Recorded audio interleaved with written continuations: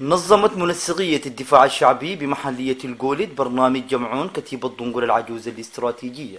وتطول عشان كده يا اخوانا والله شغلكم كويس.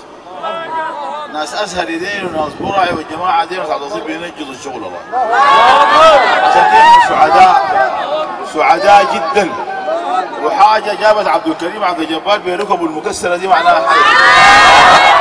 حاجه جابت احمد دردي بكبره ده يا اخوانا دي حاجه ما هاينه. احنا والله الليله مبسوطين جدا. والله احنا فرحانين جدا لهذه المنطقه. واحتوى الجمعون على زيارة بعض أسر الشهداء وتكريم المجاهدين ورفع التمام اللي قدمت أكثر من 19 شهيد في هذه المسيرة. الأخ العميد أو الإخوة العملاء، نحن كدفاع شعبي شاركنا ب 32,000 مجاهد في العمليات المختلفة طيلة هذه السنين الفائتة، وقدمنا 137 شهيد فداً لهذا الوطن بمشاركة عدد من القيادات السياسية والتنفيذية ومدراء الأجهزة الأمنية والشرطية بمحلية الجولد.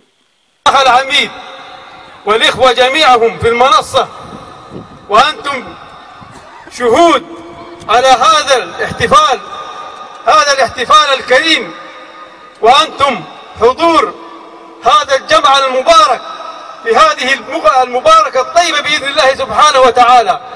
البقعة التي قدمت الشهداء فيها أول مسجد في السودان وثاني مسجد في أفريقيا، وهذه الأرض التي قدمت سيد شهداء الإغاث الشهيد الزبير محمد صالح، وباسم الشهيد محيي الأخ شقيقه الأكبر الأخ أحمد دردي لك التحية الزعيم الكبير زعيمنا لك. وجدت هذه الخطوة إشادات من قبل المسؤولين، وستساهم هذه الكتيبة في زراعة أحزمة من الأشجار لمحاربة الزحف الصحراوي.